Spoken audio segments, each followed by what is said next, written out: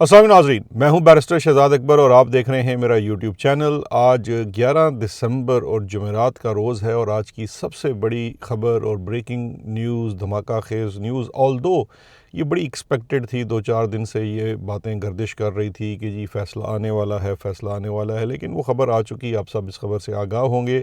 वो है जनाब साबिक़ DG ISI और कोर कमांडर लेफ्टिनेंट जनरल फैज़ हमीद को कोर्ट मार्शल करके 14 साल की कैद सुना दी गई है।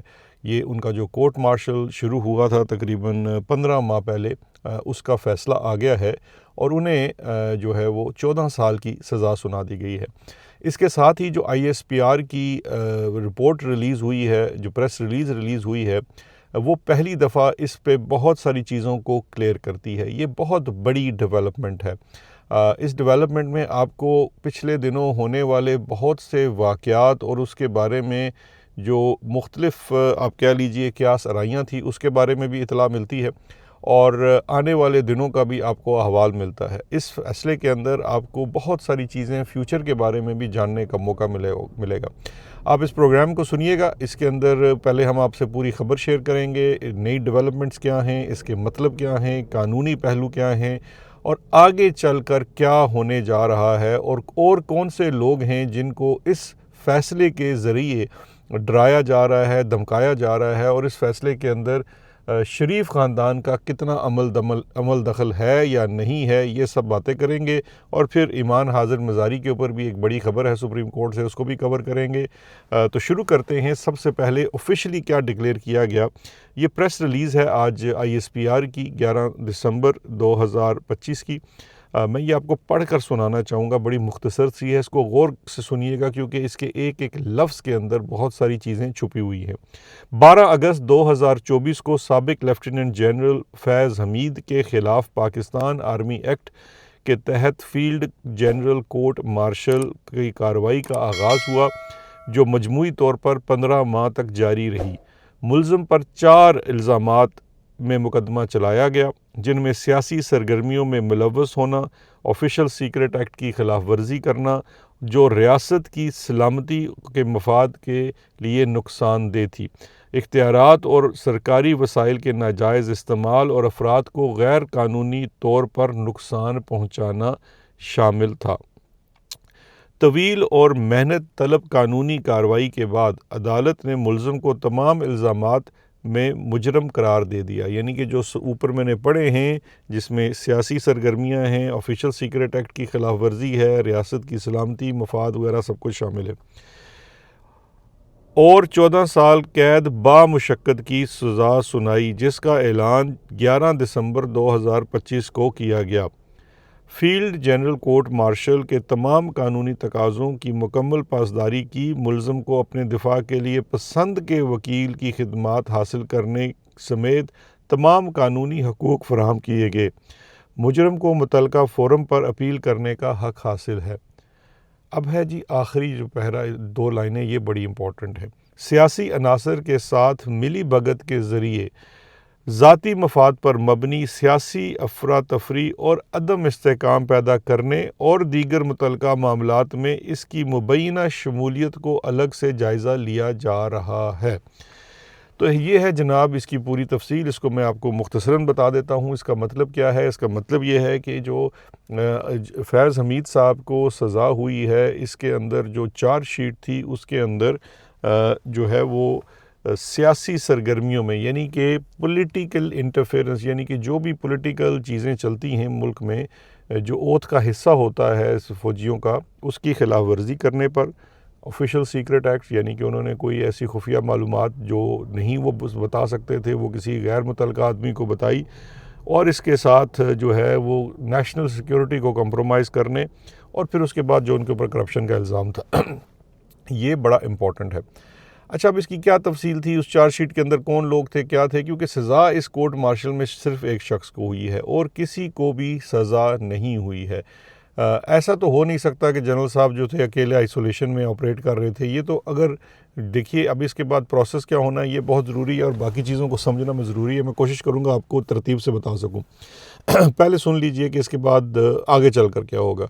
ابھی ان کو جو اپیل کا حق حاصل ہے، یہ اپیل ظاہری بات ہے پہلی اپیل جو ہوتی ہے وہ فوج کے اندر ہی ہوتی ہے، اور یہ سزا بائی دا وے کنفرمیشن کے لیے آرمی چیف کے پاس جاتی ہے، وہ کنفرمیشن کرتا ہے، پھر ساتھ ہی اس کے پاس 40 دن کے اندر اپیل فائل ہونی ہوتی ہے، 40 دن کے اندر اس کے سامنے اپیل فائل کی جائے گی، اور جنرل فیض حمید کے جو ڈکلیئرڈ مطلب سب سے زیادہ مخالف اور دشمن آپ کہہ لیجئے عاصم منیر صاحب کے پاس جائے گی، اور وہ اس کے اوپر فیصلہ کریں گے۔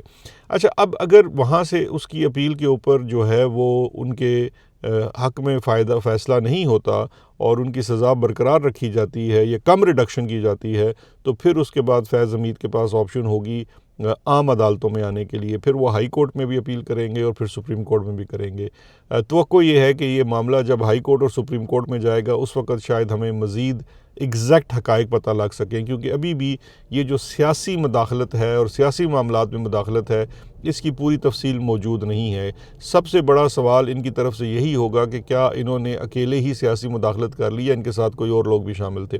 لیکن اب یہاں ذرا توقف کر کے اگلی جو بات ہے اس کے اوپر آ جائیے، بلکہ ہم اس سے پہلے تو پوری قوم کو ایک مبارکباد دینا چاہتے ہیں، اور مبارکباد اس لیے دینا چاہتے ہیں کہ کسی طرف سے بھی اگر یہ تاثر پیدا کیا جا رہا ہے کہ جنرل فیض حمید جو تھے وہ پی ٹی آئی کے بہت قریب تھے یا پی ٹی آئی کے بڑے عزیز جنرل تھے، تو میں آپ کو بڑے واضح طور پہ ایک چیز کہنا چاہتا ہوں کہ فیض حمید جو ہیں کاکول میں بھرتی سے لے کر آج سزا پانے تک فوج کے جرنیل تھے، وہ پاکستانی آرمی کے ایک جنرل تھے، ان کی کوئی وابستگی کسی سیاسی جماعت کے ساتھ نہیں تھی۔ لہٰذا پہلی بات تو یہ آپ ذہن نشین کر لیجئے کہ اچھی بات یہ ہے کہ ایسے جرنیلوں کو جو آئی ایس آئی کے ڈی جی رہتے ہیں اور وہاں پر جو کچھ بھی کرتے ہیں، ان کو اب سزا دلوانے کا، کورٹ مارشل کرنے کا ایک پریسیڈنٹ قائم ہو گیا ہے۔ پوری قوم کو اس بات کی مبارک ہو، لیکن یہ مبارک تھوڑی سی ادھوری ہے۔ وہ ادھوری اس لیے ہے کہ کیا مجھے یہ بتائیے کہ جو الزامات ان کے اوپر ہیں ان کی ذرا تفصیل دیکھ لیتے ہیں۔ ایک تو ان کے اوپر کرپشن کا الزام ہے، ٹھیک ہو گیا جی، کرپشن کے علاوہ سیاسی مداخلت کا الزام ہے۔ اب سوال یہ پیدا ہوتا ہے کہ اگر ہم اس وقت جو نون ایگزسٹنگ فیکٹس ہیں ان کو اٹھا کر دیکھیے تو جنرل درانی صاحب کے تو اپنے کنفیشنز موجود ہیں پبلک ریکارڈ کے اوپر کہ کس طرح سے انہوں نے آئی جی آئی بنائی تھی 1988 کے بعد، جس میں انہوں نے بے نظیر کو، پیپلز پارٹی کو الیکشن ہرانے کی کوشش کی تھی۔ اصغر خان کیس کی تمام تفصیلیں موجود ہیں۔ تو کیا اب ان کا احتساب ہو سکے گا؟ کیا ان کا کورٹ مارشل ہو سکے گا؟ کیونکہ فوج کا قانون تو یہ کہتا ہے کہ جرنیل کو اگر وہ ریٹائر بھی ہو گیا ہے تو دوبارہ اس کو رینکس لگا کر اس کا کورٹ مارشل کیا جا سکتا ہے۔ لیکن یہ سلسلہ وہاں رکتا نہیں ہے، یہ تو چلے ماضی کی باتیں ہوگی، ہم کوئی 40 سال پرانی بات کر رہے ہیں۔ آج کے حال میں دیکھتے ہیں، آج کے حال میں اس وقت جو جتنے لوگ بھی اس وقت اس نظام کا حصہ ہیں، بشمول فیلڈ مارشل صاحب کے، بشمول D G I S I کے، بشمول اس وقت جو ڈی جی سی ہیں، بشمول جو ڈی جی ایم آئی ہیں، بشمول جو D G I S P R ہیں، ابھی والے بھی اور اس سے پہلے والے بھی جنہوں نے ارشد شریف کی شہادت کے اوپر وہ ایک بڑی لمبی پریس کانفرنس کی تھی، اور بشمول پچھلے جو D G I S I تھے جنرل ندیم انجم، جو اس وقت باقاعدہ طور پر مریم نواز کے جو ہے مشیر ہیں، ان کے اتالیق ہیں، نواز شریف صاحب کو مشورہ دیتے ہیں، ان تمام کے اوپر مجھے بتائیے کہ کیا یہ وہی کام نہیں کر رہے جس کے اوپر فیلڈ مارشل کورٹ مارشل کیا گیا یہ جنرل باجوہ کا، جنرل فیض کا۔ میرے منہ سے باجوہ پتہ نہیں کیوں نکل جاتا ہے، اس کی بنیادی وجہ یہ ہے کہ وہ میں اب آگے چل کے بتاتا ہوں کہ اس میں جنرل فیض کے اس سزا کے اندر جو باجوہ ہے اس کے لیے کیا چیز چھپی ہوئی ہے۔ لیکن یہ جو تمام چیزیں ہیں جس کے اوپر ان کو سزا دی گئی ہے، کیا اس وقت تمام سٹنگ جنرلز جو ہیں جو مختلف عہدوں پر بیٹھے ہوئے ہیں ایگزیکٹلی یہی کام نہیں کر رہے؟ کیا وہ سیاسی مداخلت نہیں کر رہے؟ کیا فارم 47 کی حکومت بنانا سیاسی مداخلت نہیں تھی؟ کیا 3 گھنٹے کی جو پریس کانفرنس کرنی ہوتی ہے سیاسی نوعیت کی، جس پہ سیاسی لیڈروں کے اوپر کیچڑ اچھالا جاتا ہے، ان کے اوپر الزام لگایا جاتا ہے، کیا وہ سیاسی مداخلت نہیں ہے؟ کیا ایس آئی ایف سی کے اندر جرنیلوں کا بیٹھنا سیاسی اور حکومتی جو ہے وہ مداخلت نہیں ہے؟ کیا اس کے بعد جو اس وقت آپ کے کیا کہتے ہیں جو ایم آئی اور آئی ایس آئی جس قسم کے کام کر رہی ہے، لوگوں کو اٹھاتی ہے، 9 مئی کے بعد لوگوں کو گھروں سے اٹھایا ہے، جو لوگ سوشل میڈیا کے اکاؤنٹس چلاتے ہیں ان کو اٹھانا آئی ایس آئی کی جانب سے، کیا یہ سیاسی مداخلت نہیں ہے؟ کیا تمام سیکٹر کمانڈرز اس وقت سیاسی مداخلت نہیں کر رہے ہیں؟ صرف ایک چیز یاد رکھیے گا کہ میں تو ذاتی طور پر ویلکم کرتا ہوں اس پریسیڈنٹ کو، بہت اچھا ہوا حضور جناب، آپ نے بہت اچھا کر دیا، لیکن یاد رکھیے گا کہ یہ پریسیڈنٹ ایک دن اب وہ مقدس گائے جو چاہے جو مرضی کرے، ایک سیاستدان کے ساتھ مل کر باقیوں کے ساتھ جو مرضی کرے، جو ایک روایت چلی آ رہی تھی، وہ روایت آج فوج نے خود ختم کر دی ہے۔ تو یہ آنے والے وقتوں میں، آنے والے دنوں میں یاد رکھیے گا، کیونکہ آپ کو وہ وقت نہیں بھولنا چاہیے جب بطور ڈی جی سی کے جنرل فیض اتنا طاقتور تھا کہ وقت کے وزیر اعظم بھی ان کو چیلنج نہیں کر سکتے تھے۔ پھر انہوں نے D G I S I کی طرح کے طور پر انہوں نے ایک پیک دیکھی، پھر وہ کور کمانڈر رہے وغیرہ وغیرہ، لیکن آج جو لوگ بیٹھے ہوئے ہیں کیا انہیں اس میں سے سبق نہیں ملتا؟ اب چلیے اس بات کو تھوڑا سا آگے لے کر چلتے ہیں۔ اب یہ جو اس وقت چیز ہوئی ہے، اب اس پہ دوسرا بڑا جو سوال بنتا ہے اس کے اوپر آتے ہیں، کیونکہ یہ تو ابھی تک ہو گیا اس کا تمام کے تمام قانونی اور فوجی پہلو۔ اب میں اس کے سیاسی پہلو پہ ذرا بات کروں۔ اب اس کا جو سیاسی پہلو ہے اس میں سب سے پہلی بات یہ ہے کہ جن دنوں، اب دیکھیے 28-29 نومبر سے لے کر 5 دسمبر تک جب تک نوٹیفیکیشن ایشو نہیں ہوتا فیلڈ مارشل صاحب کا، تو اس وقت ایک چیز جو موضوع بحث بنی رہی، جس کے محرک میں نہیں تھا، باقی لوگ جو باہر بیٹھے ہوئے ہیں ہم نہیں تھے اس کے محرک جو تھے وہ نواز شریف صاحب کے انتہائی قریبی سمجھے جانے والے صحافی تھے یا صحافی نما تھے۔ اس میں ابصار عالم صاحب کا نام سب سے اوپر ہے، اور 2-4 نام تھے جنہوں نے بہت زیادہ اس وقت یہ بتلانے کی کوشش کی کہ کن وجوہات کی بنا کے اوپر نوٹیفیکیشن رکا ہوا ہے اور کیا ڈیمانڈز کی جا رہی ہیں نواز شریف صاحب کی جانب سے۔ اس میں ایک چیز جو بہت تواتر کے ساتھ کی گئی کہ جو احتساب کا معاملہ ہے اور حساب لینے کا معاملہ ہے، وہ محض معاملہ جنرل فیض اور عمران خان تک محدود نہیں رہنا چاہیے، کیونکہ ان کے بقول، نواز شریف کے بقول، اس پورے کام کے اندر کچھ نام اور بھی آتے ہیں۔ اب وہ کچھ نام اور کون سے تھے؟ بڑا کھل کر بات کی گئی جنرل باجوہ کی۔ آج بھی اس پوری سزا کے اوپر آپ پاکستان کے وزیر دفاع اور نواز شریف کے انتہائی قریبی نون لیگی رہنما خواجہ آصف صاحب کا ٹویٹ اٹھا کر دیکھ لیجئے، انہوں نے آج پھر جنرل باجوہ کا ذکر کیا ہے۔ اس کا مطلب یہ ہے کہ ایک تو یہ جو سزا سنائی گئی ہے اور جو پریس ریلیز جاری کی گئی ہے، اس کے اندر کافی حد تک نواز شریف کی منشا، ضد اور ڈیمانڈ، یہ تمام چیزیں اس کے اندر شامل تھی۔ اب یہ جو چیز اس وقت شامل حال ہوئی ہے، یہ بات اپنی جگہ درست ہے کہ جو حالیہ اس وقت فیلڈ مارشل ہیں عاصم منیر، انہیں بہت زیادہ ان کے ذاتی مسائل بھی تھے، پرسنالٹی کلیش تھا، کوئی پرانا جھگڑا تھا، we do not know, but I am a witness to it کہ غصہ مت ان کو بہت تھا ان کے اوپر، فیض صاحب کے اوپر۔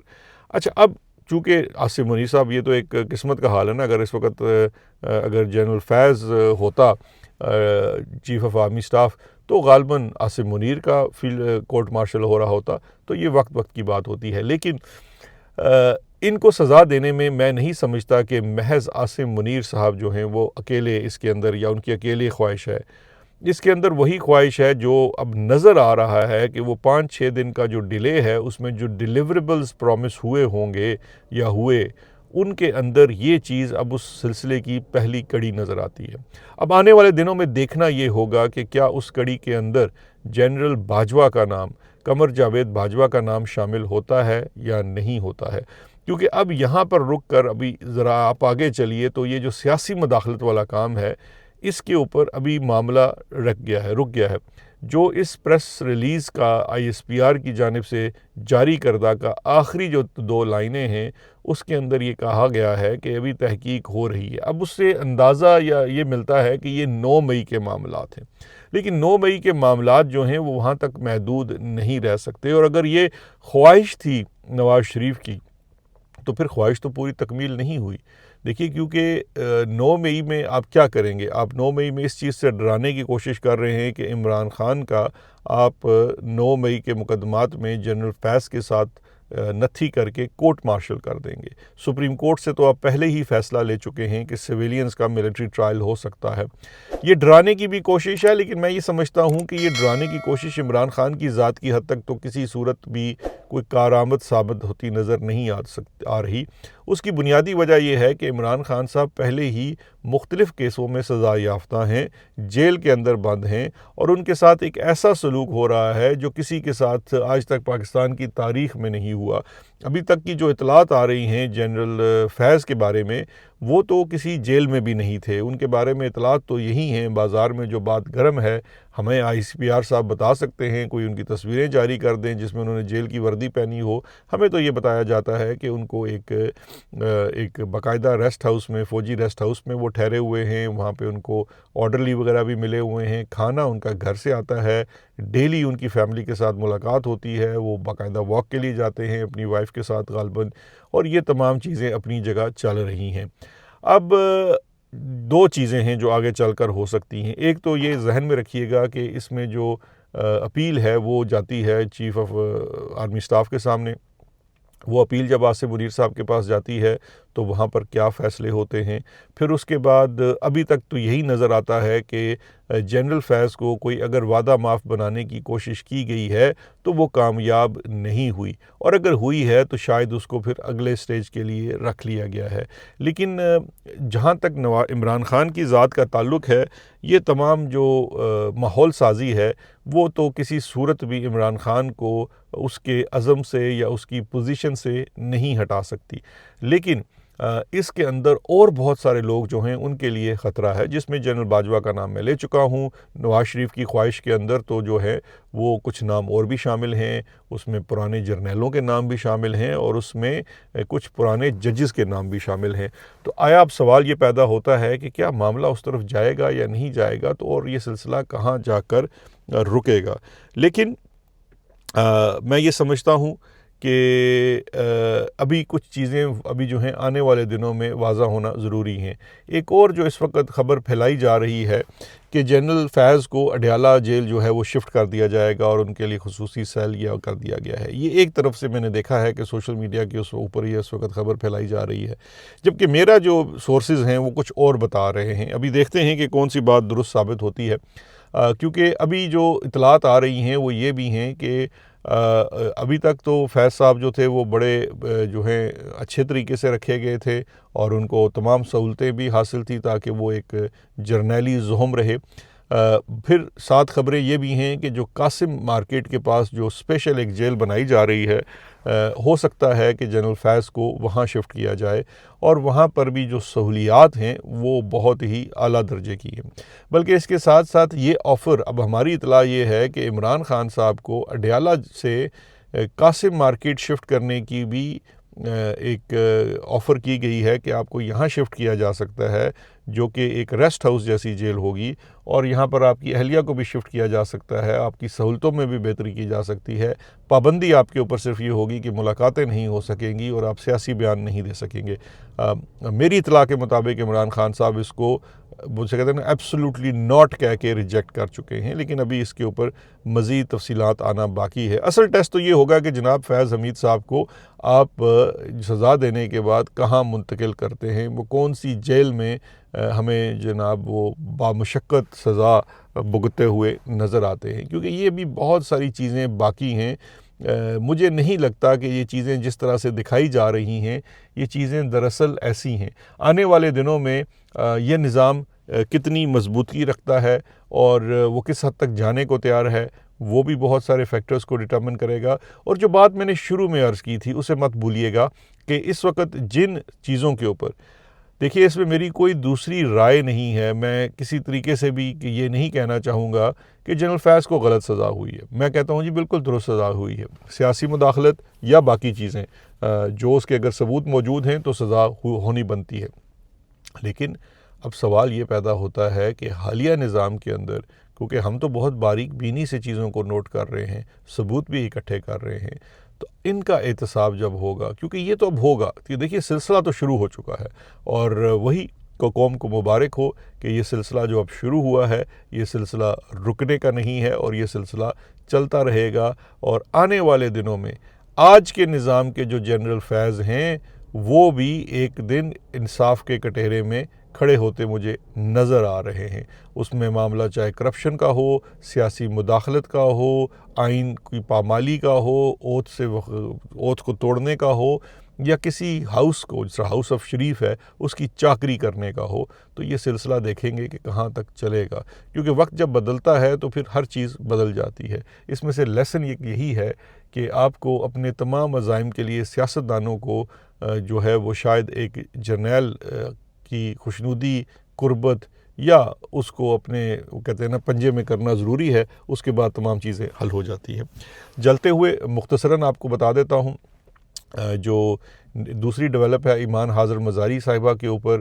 ان کی کہنا چاہیے پروٹیکشن میں کل EU کا ڈیلیگیشن ہے وہ بھی نکلا، اور اس کے بعد ہم نے دیکھا کہ آج سپریم کورٹ میں جو ناروے کے سفیر تھے وہ بھی آئے. انہوں نے ایک کہہ لیجئے کہ آبزرور کے طور پر آئے تھے، لیکن وہ ایک طرح سے اظہار یکجہتی بھی تھا اور ایک وہ انٹرنیشنل کنسرن بھی دکھانے کی کوشش کی گئی. اچھا، اب یہ جو تمام معاملات ہیں یہ کیا بتاتے ہیں؟ کچھ لوگوں کو اعتراض ہے کہ جناب وہ کیوں آئے، کچھ کو ہے کہ بھائی اچھا کیا. میں نے تو اس کو کہا کہ جناب یہ بہت اچھی بات ہے، کیونکہ ہیومن رائٹس ڈیفینڈرز جو ہیں اسپیشلی خواتین کے معاملے کے اوپر یہ انٹرنیشنل پریشر بڑا ضروری ہے، کیونکہ اس وقت تو حکومت ہماری مادر پدر آزادی پا چکی ہے اور جس کو چاہتی ہے رگڑ دیتی ہے. اور لیکن جو ہماری ڈیمانڈ ہے یورپین یونین سے اور نارویجن سفیر صاحب سے اور باقی دیگر ملکوں سے کہ یہ سلسلہ صرف جو ہے وہ ایک دو شخصیات تک محدود نہیں رہنا چاہیے. ہم چلیں آپ سے نہیں کہتے کہ آپ اڈیالہ جا کر آبزرو کریں عمران خان صاحب کا ٹرائل، یا آپ جو اسلام آباد ہائی کورٹ میں القادر ٹرسٹ کا کیس 1 سال گزرنے کے باوجود اس کی پریلیمنری ہیئرنگ نہیں ہو پا رہی ہے، جبکہ آپ کو اگر میں ماضی سے یاد کرا دوں تو نواز شریف کی سزا جو تھی 69 ڈیز میں سسپینڈ کر دی گئی تھی اسلام آباد ہائی کورٹ سے. تو اس کا مطلب یہ ہے کہ انصاف کے جو تقاضے ہیں جو بار بار ہمیں بتایا جاتا ہے نواز شریف اور عمران خان، وہ ایک جیسے نہیں ہیں، یکساں نہیں ہیں. تو یہ چیزیں جو ہیں یہ اپنی جگہ موجود ہیں. جو ویسٹرن ممالک ہیں انہیں جو اس وقت وہ ایک قسم کی خاموشی ہے، اس کو یہی عوام تصور کرتی ہے کہ غالباً آپ اس نظام کے ساتھ ہیں یا فائدہ اٹھانے کی کوشش کر رہے ہیں. اسی طرح سے EU نے ابھی تک جو 2024 کے الیکشن کے اوپر ان کے آبزرورز کی رپورٹ ہے اس کو بھی ریلیز نہیں کیا ہے. تو یہ تمام وہ سوالات ہیں جو ابھی باقی ہیں، لیکن ایمان حاضر مزاری کو جو ریلیف آج ملی ہے وہ بہت خوش آئند ہے. سپریم کورٹ آف پاکستان نے ان کا ٹرائل روک دیا ہے، اس کا مطلب ہے ان کو سزا نہیں ہوگی. ان کو مبارک ہو، ان کی والدہ کو مبارک ہو، ان کے شوہر کو مبارک ہو. اور اب فرض بنتا ہے ایمان حاضر مزاری صاحبہ کا بھی کہ وہ جو باقی دیگر قیدی ہیں جن کے اوپر سیاسی مقدمات چل رہے ہیں ان کے لیے بھی آواز اٹھائیں. اس وقت جو ہے نا یہ کوئی میٹر نہیں کرتا کہ اگر آپ کو تحریک انصاف پسند نہیں یا آپ اس کے رکن نہیں، لیکن اس وقت مظلوم وہ ہیں اور مظلوم کے لیے آواز اٹھانا ہی اصل میں ہیومن رائٹس ڈیفینڈرز کا کام ہے. اس کے ساتھ دیجیے اجازت. آج چونکہ میں نے ایک ٹریول کرنا تھا تو ایک میں نے پروگرام عادل راجہ کے ساتھ ڈسکشن پہ بھی ریکارڈ کیا تھا، وہ بھی سنیے گا. وہ بھی آج اپلوڈ ہوگا 2-4 گھنٹے بعد. 2 ولاگز ہو جائیں گے. کل پھر باقی اپنی روٹین میں دوبارہ حاضر ہوں گے. اپنا خیال رکھیے گا. شکریہ. خدا حافظ.